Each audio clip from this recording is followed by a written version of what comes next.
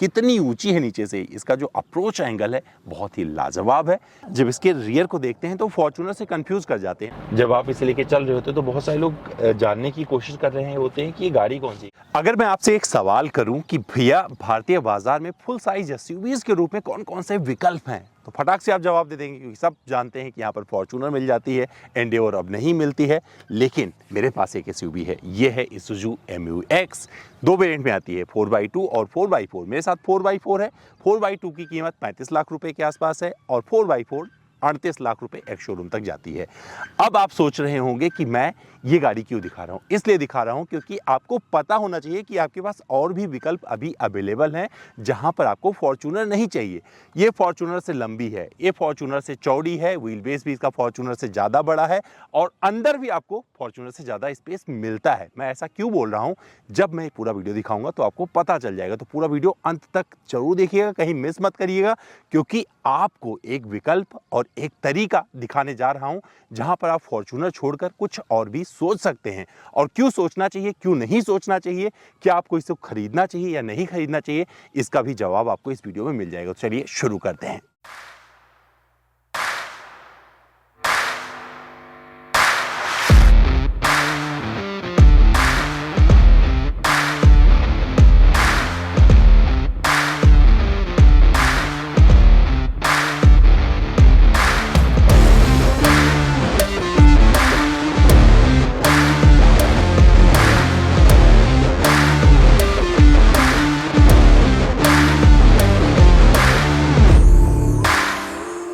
तो बात कर लेते हैं डिज़ाइन की। और मैं यहाँ सामने बैठा हूँ तो इससे आपको लग रहा होगा कि फुल साइज एसयूवी है, क्योंकि आक्रामकता पूरा आपको नज़र आ जाएगी। कितनी ऊंची है नीचे से, इसका जो अप्रोच एंगल है बहुत ही लाजवाब है।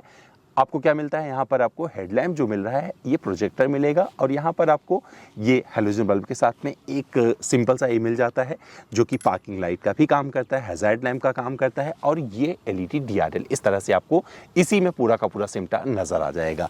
नीचे आपको फॉग लैम्प यहाँ पर मिलता है, हैलोजन बल्ब के साथ में आता है, बहुत अच्छी रोशनी देता है और मुझे कोई बुरी नहीं लगी, इसकी रोशनी से मुझे कोई तकलीफ नहीं है।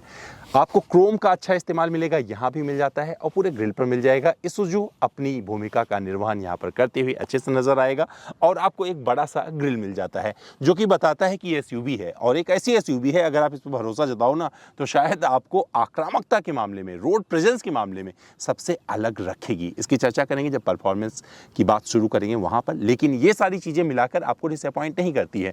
और जो आपको क्रीजेस मिल रही हैं जो ऊपर जा रही है बोनेट पर, इसमें भी आपको बहुत सारे फन छुपे हुए नजर आएंगे। फन क्या, जब आप ड्राइव कर रहे होते हैं और आपको बहुत कुछ चाहिए होता है तो हवा का प्रवाह बहुत अच्छे से काटता है और ये यू आगे निकल जाता है। तो क्या ये परिलक्षित हुआ है इसके परफॉर्मेंस में, इसका जिक्र करेंगे जब परफॉर्मेंस के तरफ बढ़ेंगे। अब दिखाता हूं आपको इसका साइड प्रोफाइल। अमूमन जब मैं किसी गाड़ी का रिव्यू करता हूं तो सिर्फ उसी के बारे में बात करता हूं, लेकिन इसके साथ में फॉर्च्यूनर की चर्चा करना बहुत ज़रूरी है। तो इस साइड में आपको MU-X का डायमेंशन मिल जाएगा और यहाँ पर आपको मिल जाएगा फॉर्च्यूनर का। और यहाँ से आपको अब पता लग गया है कि ये उससे ज़्यादा लंबी है, इसका व्हील बेस भी उससे ज़्यादा लंबा है और इसका आपको जो फ़ायदा मिलने वाला है इंटीरियर में मिलने वाला है या नहीं, ये जब बैठूंगा तब आपको देखने को पता चल जाएगा। क्या क्या चीज़ें मिलती हैं, बढ़िया रूफ रेल मिल जाता है, मुझसे ज़्यादा ऊँची लग रही है। अगर आप देखेंगे तो इसका जो ऊँचाई है मुझसे ज़्यादा है, फॉर्च्यूनर से भी ज़्यादा ऊँची है। विंडो एरिया बड़ा मिल जाता है। क्वार्टर पैनल ग्लास यहाँ पर थर्ड रो के लिए यहाँ मिल जाता है, वो कैसे दिखेगा बाहर अंदर बैठ के बात करेंगे। और यहाँ पर आपको पूरा का पूरा इस तरह से अंदाज मिलेगा। ये एसेसरी का पार्ट है तो इसमें मत जाइएगा, 4x4 वेरिएंट है। और यहाँ पर टर्न इंडिकेटर मिल जाता है, हालांकि रिमोट से जब आप एक्सेस करते हो तो ये फोल्ड नहीं होता है। और इस पर भी आपको क्रोम पूरा का पूरा मिल जाएगा।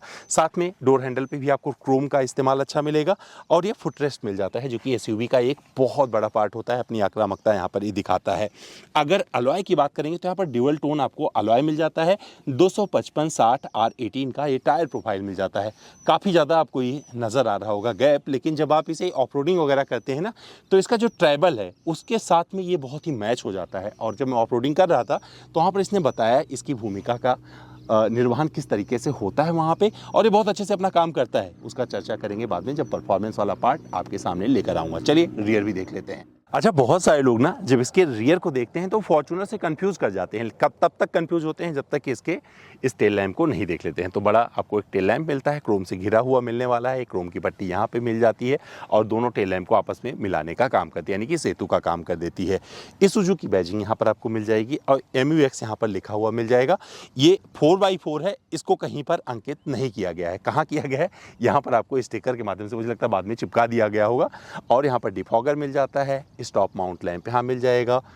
ये रहा आपका रियर वाइपर और ये पूरा का जो स्पॉइलर यहाँ पर दिया गया है काफ़ी बड़ा है और ये भी आक्रामक लगता है और एक खूबसूरत दिखता हुआ शार्क फिन एंटीना यहाँ पर मिल जाएगा। साथ में आपको रियर बम्पर पर, जो कि इस तरह से आपको मिलने वाला है, यहाँ पर आपको पार्किंग सेंसर मिल जाते हैं। नीचे झुक कर देखना पड़ेगा, 1 2 3, और यहीं पर आपको मिल जाता है ये स्पेयर व्हील। झुक के देखना पड़ेगा इसे अगर आप देखना चाहते हैं। और एग्जॉस्ट काफ़ी कुछ अच्छा मिलने वाला है, बढ़िया आवाज़ करता है, इस तरीके से यहाँ पर दिया गया है। और इस तरह से ये MUX फुल साइज SUV के रूप में अपनी जगह बनाती है। अब क्या करता हूँ, ओपन कर देते हैं इसे। जब आप ओपन करेंगे तो देखिए यहाँ तक ये ओपन हो जाता है, हालांकि मेरे सर में लग जाता है बट ये ठीक है, चलेगा। यहाँ पर आपको एक अच्छी ऑर्गेनाइज वे में जगह मिल जाएगी जहाँ पर आप छोटे मोटे सामान यहाँ पर रख सकते हैं। फिर भी सूटकेस भी आ जाएगा यहाँ पर, अगर आप रखना चाहेंगे आराम से तो कोई दिक्कत नहीं होगी। और यहाँ पर अगर देखेंगे ध्यान से, कुछ नहीं है, ये छुपाने के लिए किया गया है, लेकिन ये शायद हुक का काम करेगा। नहीं, इधर वाला ठीक है, ये भी नहीं, हाँ ये हुक का काम कर जाएगा आपके लिए। ये दोनों खुल जाएंगे इस तरह से। और यहाँ पर एक 12 वोल्ट का सॉकेट दे दिया गया है। थर्ड रो में कितनी जगह मिलेगी वो बाहर बैठेंगे तब देखेंगे, लेकिन अगर आप चाहें ज़्यादा जगह आपको चाहिए सामान रखने के लिए तो इसे आप फोल्ड कर सकते हैं इस तरह से। और अब देख लीजिए, अगर 5 लोग बैठने वाले हैं तो आपको बहुत सारा सामान रखने की जगह मिल जाती है। और इसके साथ साथ यहीं से आपको दिखा देता हूँ, यहाँ पर कप होल्डर वगैरह भी मिल जाते हैं। अगर इस थर्ड रो में कोई बैठेगा तो उसे सामान रखने की कोई दिक्कत नहीं होगी। जहाँ पर ग्लास रख सकता है, कप रख सकता है, ये सारी व्यवस्था यहाँ पर दे दी गई है। तो ये भी चीज़ अच्छी लगने वाली है। और पीछे और क्या क्या चीज़ें मिलती हैं अब मैं आपको इंटीरियर में बैठ के दिखाता हूँ। चलिए इंटीरियर में आपको ले चलता हूँ, दिखाते हैं इस पर कितना कम्फर्ट आपको अंदर मिलता है। तो मैं इसके थर्ड रो में आ गया हूँ और थर्ड रो में मैं बैठना पसंद नहीं करूँगा। मुझे लग रहा था कि इसका व्हील बेस ज़्यादा है फॉर्च्यूनर से, तो थोड़ा ज़्यादा जगह मिलेगी, लेकिन ना ही मुझे यहाँ पर हेड रूम मिल रहा है, ना ही यहाँ पर मुझे लेग रूम मिल रहा है। तो जो ये सीट एडजस्ट करके रखूँगा, इससे ज़्यादा मेरी एडजस्टमेंट नहीं होने वाली है। तो जब अभी रियर सीट पर बैठेंगे यहाँ पर सेकंड रो में, तो वहाँ पर इसकी चर्चा करेंगे। लेकिन यहाँ पर आपको एडजस्टेबल हेडरेस्ट मिल जाता है, जो कि आप अपने हिसाब से एडजस्ट कर सकते हैं। थोड़ा सा ऐसे लगेगा कि एडजस्ट ही नहीं होगा, लेकिन आप इसे खींचेंगे तो ऊपर आ जाएगा। बट ये उनके लिए काम आएगा जिनकी हाइट कम है। इसके अलावा यहाँ पर आपको पानी की बोतल रखने की जगह मिल जाती है, इधर भी, इधर थोड़ा चौड़ा मिल जाता है, सामान वगैरह आप आराम से लगा सकते हैं। कुशनिंग अच्छी है, 2 लोग को की बैठने की जगह बनाई गई है। थर्ड रो के यहाँ पर AC वेंट यहाँ पर दिए गए हैं रूफ पर, जो कि इस तरह से यहाँ पर आपको मिल जाते हैं। और यहाँ भी एयरबैग मिलता है। सेफ्टी के लिहाज से सारी चीज़ों का व्यवस्था यहाँ पर किया गया है, क्योंकि आप 38 लाख रुपीज़ चुकाते हैं इसके लिए। और यहाँ पर अगर आपको पकड़ना है तो दोनों तरफ व्यवस्था दी गई है, दोनों यात्री यहाँ पर बैठकर पकड़ सकते हैं इसे। अब मैं क्या करता हूँ, सीधे चलता हूँ सेकेंड रो में और देखते हैं वहाँ पर कितना कंफर्ट ऑफर करती है ये isuzu अपनी इस MUX में। तो आइए अब आपको लिए चलते हैं इसके सेकेंड रो में। सेकेंड रो में कितनी जगह मिलती है। बैठना आसान है। क्यों आसान है? क्योंकि आपको फुटरेस्ट मिल जाता है। और जब मैं ड्राइव कर रहा हूँ तो ये सीट यहीं रहेगी। इसके बाद में मुझे इतनी जगह मिल रही है। मुझे लगता है बहुत अच्छे से कॉम्बिनेशन में नहीं बिठाया गया है। जिस तरीके से इसका व्हील बेस बहुत ज़्यादा है, तो थोड़ा और जगह इसमें मिलनी चाहिए थी। वो जगह आपको कम लगेगी, लेकिन फॉर्च्यूनर से कंपेयर करेंगे तो उसमें भी बहुत ज़्यादा मुझे जगह मिलती नहीं है। तो सेकेंड रो में उसमें भी बैठना पसंद नहीं करूँगा। यहाँ पर आपको एडजस्टेबल हेडरेस्ट मिल जाते हैं तीनों तरफ। यहाँ पर भी मिल जाएगा, जो अगर तीसरा आदमी बिठाना चाहेंगे तो उसके लिए मिल जाएगा, यहाँ भी मिल जाएगा, तीनों मिल जाएगा। इसके अलावा यहाँ पर आपको आर्मरेस्ट का ये काम कर देता है। खोल लीजिए, थोड़ा सा अंदर चला गया, कुछ देना चाहिए था यहाँ पर जिससे निकल जाए आराम से, लेकिन ऐसी है। और यहाँ पर कप होल्डर के साथ आर्मरेस्ट मिल जाता है। कुशनिंग वगैरह अच्छी मिलती है। थाई सपोर्ट भी ठीक मिल जाता है, मतलब कोई दिक्कत नहीं है। और चार्जिंग के, अगर आप मोबाइल चार्ज करना चाहते हैं तो यहाँ पर इस तरीके से आपको USB सॉकेट मिल जाता है, तो आप अपना मोबाइल चार्जिंग पे लगा सकते हैं। और कोई सामान रखने की जगह नहीं दी गई है। अच्छी बात यह है कि यहाँ पर आपको रूफ पर AC वेंट दिए हैं MUX में, तो ये अच्छी चीज़ है। और यहाँ पर आपको लाइट मिल जाती है इस जगह पे। और AC वेंट को पूरा, अगर आप AC को ऑपरेट करना चाहते हैं तो यहीं से पूरा आप ऑपरेट कर सकते हैं। यहाँ पर उसके लिए अलग से डेडिकेटेड एक बटन दे दिया गया है, तो यहाँ से आप चला लीजिएगा। और यहाँ पर आपको लाइव सराउंड साउंड मिलता है, तो यहाँ पर स्पीकर छत में ही दे दिए गए हैं। सनरूफ होता तो अच्छा रहता है, लेकिन जैसे फॉर्च्यूनर अपने आप को दादा मानती है ना बाज़ार में, वैसे ही isuzu भी अपनी SUVs को कुछ अलग ही अंदाज में पेश करती है। उनका मानना है कि भैया वही चीज़ देंगे जो उनको देना है। तो सनरूफ यहाँ पर भी आपको नहीं मिलता है, लेकिन कंफर्ट आपको कहीं ना कहीं से थोड़ा सा ज़्यादा फील हो सकता है, क्योंकि जो थर्ड रो है, जो सेकेंड रो है, वो थोड़ा सा आपको ज़्यादा अच्छा लगेगा अगर फॉर्च्यूनर से कंपेयर करके इसे देखेंगे। अब मैं क्या करता हूँ, सामने लेके चलता हूँ, देखते हैं वहाँ क्या क्या चीज़ें इसमें मिलती हैं। तो दोस्तों इसके मैं फ्रंट सीट पर आ गया हूँ। यहाँ पर क्या क्या चीज़ें मिल जाती हैं, तो मैं यहाँ पर शुरू करूँगा इस यूटिलिटी स्पेसेस से। तो यहाँ पर आपको क्रोम से घिरे हुआ ये देखिए इस तरीके का कप होल्डर मिल जाता है। मैंने मोबाइल रखा हुआ, लेकिन आप काफ़ी रखिएगा। और यहाँ पर आपको 4x4 का ये सिस्टम मिल जाता है, जहाँ पे 2H 4H और 4L आप कर सकते हैं इसी नॉब से। 6 स्पीड का आपको ऑटोमेटिक ट्रांसमिशन इसमें मिलता है। और ये पूरा यूनिट आप देख रहे हैं, यहाँ से आप AC कंट्रोल कर सकते हैं। और ये बहुत ही बेसिक आपको इंफोटेनमेंट सिस्टम मिलता है, लेकिन इसका जो साउंड है वो अच्छा लगने वाला है। यहाँ पर आपको ये खुल जाता है, शायद ये खुल जाएगा। यस, आप छोटा मोटा सामान रख सकते हैं, पेपर वगैरह रख लीजिए यहाँ पर। और ये अच्छी चीज़ है। और यहीं पर आपको हज़ार्ड लैम्प का स्विच मिल जाता है। तो ये पूरा इंफोटेनमेंट सिस्टम हो गया, और ये AC वाला यूनिट हो गया। और यहाँ पर आपको एक USB सॉकेट मिल जाता है, जहाँ से मोबाइल वगैरह चार्ज कर सकते हैं। और एक 12 वोल्ट का इस तरह से सॉकेट आपको यहाँ पे मिल जाता है। तो ये सारी चीज़ें हो गई। और इस गियर बॉक्स के चारों तरफ आपको एक क्रोम मिलेगा, और ये पियानो ब्लैक फिनिश मिल जाता है। यूटिलिटी स्पेस के नाम पे यहाँ पर भी आपको जगह मिल जाती है, और यहाँ पर भी आपको एक जगह मिल जाती है जहाँ सामान वगैरह रख सकते हैं। और ये कूल्ड है, तो अगर आप कुछ भी सामान रखेंगे, पानी वाली बोतल रखेंगे, तो चिल्ड बना रहेगा। तो ये अच्छी चीज़ है इसमें। और इसके अलावा एक और अच्छा फीचर है जो बहुत पहले मैंने वैगनआर में देखा था। तो यहाँ पर अगर आप कुछ रख देंगे बोतल वगैरह, तो AC के बेंट से वो ठंडा बना रहेगा। और दोनों साइड में मिलता है, इधर भी मिल जाएगा और आपको ड्राइवर साइड भी मिलता है, तो यहाँ पे भी मिल जाएगा। इसके अलावा यहाँ पर आपको स्टार्ट स्टॉप बटन दिया गया है। इससे आप हमेशा कंफ्यूज होते रहते हैं कि यहाँ पर है क्या, तो आप इसका ऑन ऑफ जो है वो दबा देते हैं, तो उससे थोड़ा सा कंफ्यूजन क्रिएट होता है। स्टीयरिंग व्हील को आप जो है ऊपर नीचे एडजस्ट कर सकते हैं। इसमें टेलीस्कोपिक की सुविधा नहीं मिलती है। और यहाँ पर ये आपको बुरा लगेगा कि भैया 40 लाख रुपए आप चुका रहे हैं और यहाँ पर आपको ये चीज़ नहीं मिल रही है। रियर AC वेंट आप यहाँ से ऑन कर सकते हैं। यहाँ पर एक बटन दिया गया है, और इसके अलावा चश्मा रखने की यहाँ पर जगह दे दी गई है। लाइट यहाँ पर मिल जाती है, आप अपने केबिन को रोशन कर लीजिए। और ये बिना लाइट के आपको यहाँ पर एक वैनिटी मिरर मिलता है। इस साइड में मिलता है या नहीं, इस साइड में भी बिना लाइट के मिल जाता है, अच्छी चीज़ है। और यहाँ पर आपको पूरा इंस्ट्रक्शन मिल जाता है, 4L 4H कैसे काम करता है, पूरा का पूरा यहाँ पर उसकी महिमा को वर्णित किया गया है। सीट पे कोई वेंटिलेटेड सीट वगैरह नहीं मिलती है। अब इतने पैसे चुका रहे हो, फिर आपके मन में आएगा भी ऐसा क्यों है, तो ये सुजुकी जानती हुई मुझे नहीं पता। इस साइड में आपको इलेक्ट्रिकली एडजस्टेबल पूरी सुविधा मिल जाती है। ये सीट मुझे थोड़ी अनकंफर्टेबल लगती है, मुझे लगता है थोड़ा और नीचे जाती तो अच्छा रहता है। पता नहीं क्यों मुझे बहुत ज़्यादा ये इस पर अनकंफर्ट फील होता है, और मुझे जितना पीछे लेके जाना होता है वो कहीं ना कहीं से मैं अपना कंफर्ट इसमें ढूंढ नहीं पा रहा हूँ। तो एक चीज़ मुझे थोड़ी सी ये लगी। लेकिन ओवरऑल अगर आप देखेंगे गाड़ी का जो ड्राइविंग स्टाइल है, जिस तरीके से इसका सस्पेंशन काम करता है, इसकी चर्चा हम अपने परफॉर्मेंस में करेंगे। लेकिन यहाँ पर भी आपको बता दूँ कि ये एक फील देता है कि आप एक थोड़े से आप premium SUV full size SUV में बैठ गए हो। अब बॉडी रोल फील होता है या नहीं होता है, इस सब की चर्चा अपने परफॉर्मेंस में बताने वाला हूँ। बाकी चीज़ें आपको यहाँ पर मिल जाती हैं। इसका जो इंस्ट्रूमेंट क्लस्टर है ये भी बहुत बेसिक है। कैसे काम करता है मैं अदृश्य होकर आपको दिखाता हूँ। ये है इसका इंस्ट्रूमेंट क्लस्टर, ये देख सकते हैं किस तरीके से काम करेगा। सीट बेल्ट का आपको साइन का संकेत मिल जाएगा। इसके बाद में इस तरीके से आपको पूरा का पूरा डिस्प्ले मिल जाता है। और अभी मेरी गाड़ी 90 किलोमीटर चल सकती है, ये भी दिखा रहा है। और आपको यहाँ पर इस तरीके से पूरा का पूरा स्पीडोमीटर मिलता है। और यहाँ पर आपको क्रूज कंट्रोल स्टीयरिंग व्हील पर मिलता है, जो कि आप एडजस्ट कर सकते हैं। इस तरफ आपको ऑडियो माउंट कंट्रोल मिल जाता है, जो कि आप अपने हिसाब से जमा सकते हैं मामला। और यहाँ पर आपको इस सुजुकी बैजिंग मिल जाती है। तो ये सारी चीज़ें आपको यहाँ पर मिलती हैं। अच्छी लगेगी, पसंद आएगी, क्या होगा ये आप पर निर्भर करता है। लेकिन मुझे काफ़ी बेसिक लगा और मुझे कोई बुरा नहीं लगा जिस तरीके से इसमें दिया गया है। तो ये सारी चीज़ें यहाँ पे मिलती है। और डैशबोर्ड वगैरह आपको काफ़ी यहाँ पर बहुत ज़्यादा ये नहीं कि सॉफ्ट टच मिलता है, लेकिन आपको जो प्लास्टिक मिल रही थोड़ी सी क्वालिटी वाली मिल जाती है। तो चलिए चलाकर देख लेते हैं इस MUX को, जिसमें 1898 सीसी का इंजन लगा हुआ है। और ये 163 HP की शक्ति देता है, 360 Nm का टॉर्क देता है। ये जो सामने आप रोड देख रहे हैं ये एलिवेटेड रोड है हमारा। और यहाँ पर सुबह के टाइम में आपको बहुत कुछ चीज़ें मिलती हैं। क्या मिलती हैं? आपको हैवी ट्रैफिक मिल जाता है और साथ में एक रफ्तार भी मिल जाती है। तो उसके आधार पर मैं आपको बताने वाला हूँ कि ये गाड़ी किस तरीके से परफॉर्म करती है।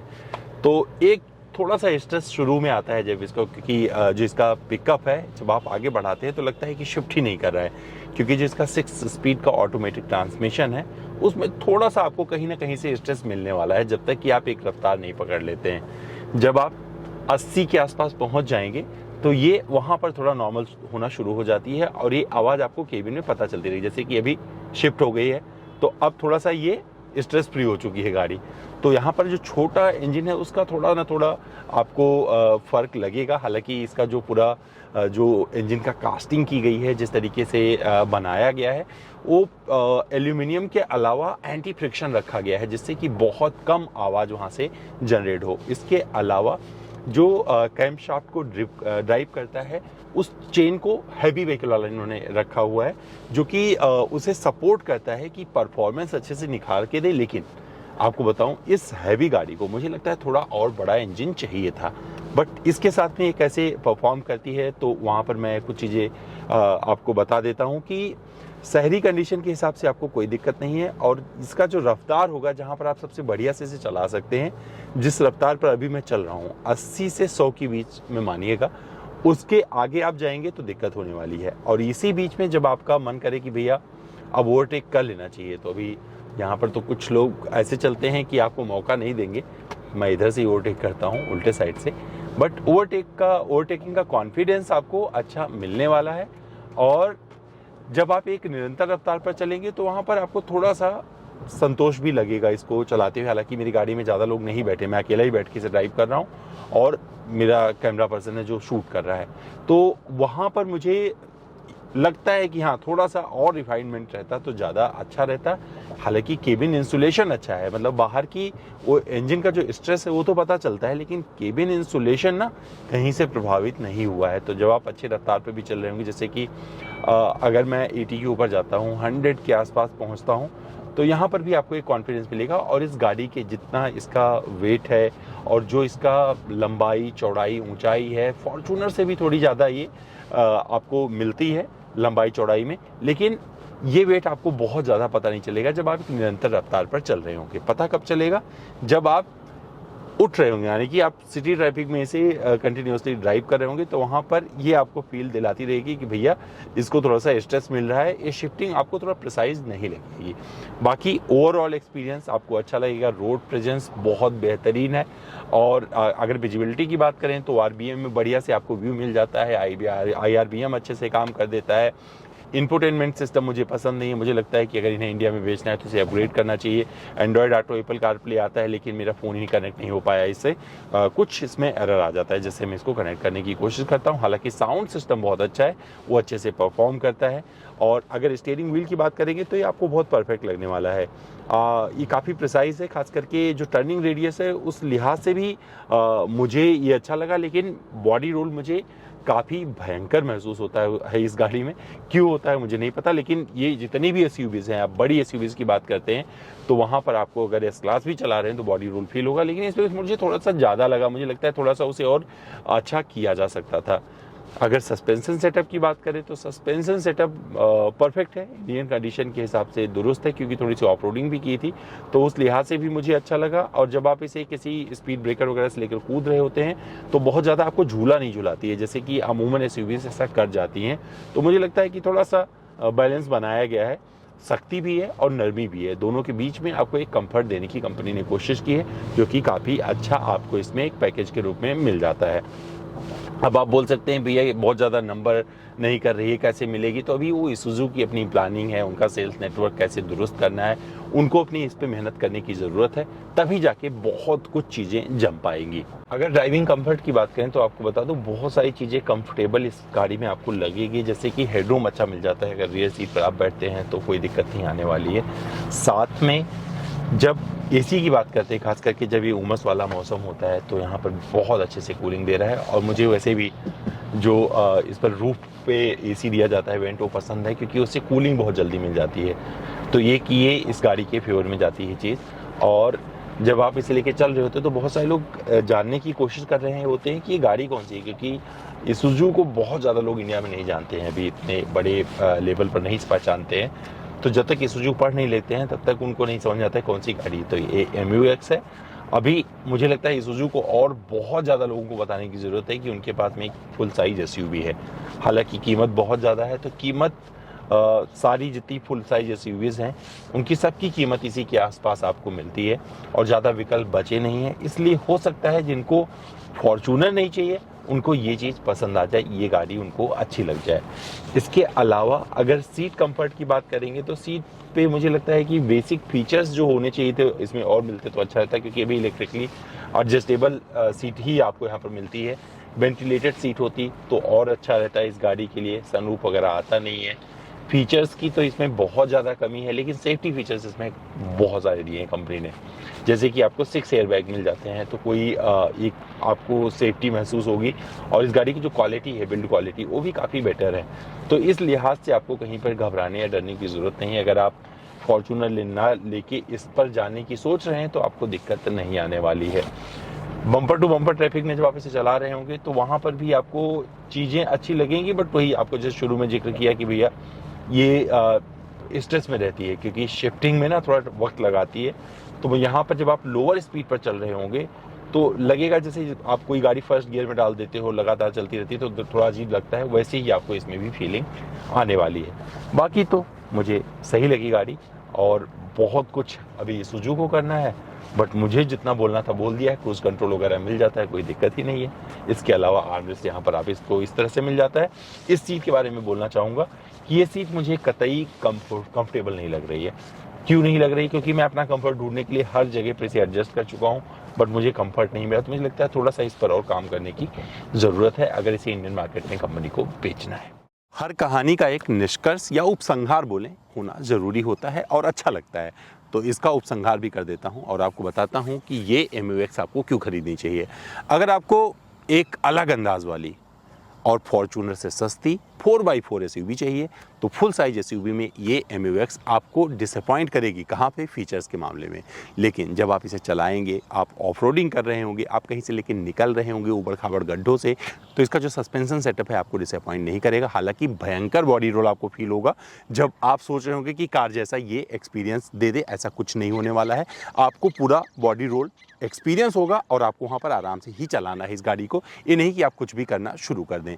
तो फॉर्च्यूनर के तुलना में ये थोड़ी सस्ती हो जाती है, क्योंकि फॉर्च्यूनर की कीमत 50 लाख पहुंच जाती है जब 4x4 की बात करते हैं। ये MU-X आपको जब चला रहे होंगे वहाँ पर डिसअपॉइंट नहीं करती है। 12 किलोमीटर प्रति लीटर के हिसाब से कंपनी माइलेज का दावा करती है, और ये माइलेज भी कहीं ना कहीं से जस्टिफाइड है। लेकिन मुझे जो माइलेज मिला है वो 9 से 10 किलोमीटर प्रति लीटर का, क्योंकि मैंने इसे ज़्यादातर जो चलाया है वो सिटी ट्रैफिक में चलाया है और थोड़ा बहुत हाईवे मैंने चूज किया था, लेकिन मैंने ऑफ रोडिंग भी की है, इसलिए मैं बहुत ज़्यादा निराश नहीं हुआ हूँ। बस करना क्या है, सुजुकी को अपना जो सेल्स नेटवर्क है ना, अपना जो सर्विस नेटवर्क है, वो बहुत ज़्यादा दुरुस्त करने की ज़रूरत है। क्योंकि अभी ना तो लोगों को ये गाड़ी मिल पाती है, और जिसके पास ये गाड़ी है तो बहुत सारे लोगों को कंप्लेन रह जाती है कि बस सर्विस करवाने कहाँ जाएँ। तो मुझे लगता है 2-4 बातों को इम्प्रूव करके ये कंपनी वो कर सकती है जिसका इंतज़ार बहुत सारे लोग इंडिया में कर रहे हैं। उन्हें चाहिए फुल साइज SUV, और एंडेवर के जाने के बाद में कोई और ऐसी गाड़ी नहीं आई जो उसकी जगह ले सके। मुझे लगता है ये काफ़ी हद तक फॉर्च्यूनर को टक्कर दे सकती है अगर कंपनी ने इस पर अपना फोकस कर दिया। तो दोस्तों, उम्मीद करता हूँ मेरा ये वीडियो आपको पसंद आया होगा। फिर भी मुझसे कुछ रह गया, कुछ और जानना जुड़ना चाहते हैं तो आप चले जाइए, मैं आपका इंतज़ार कर रहा हूँ। क्योंकि ये शामें जाती हैं, फिर से नई सुबह आती है, और जब नई सुबह आती है मेरी फिर शुरू हो जाते हैं। तो आइए, मैं इंतज़ार कर रहा हूँ आपको अपने इंस्टाग्राम पर, जो कि है amit.dwivedi।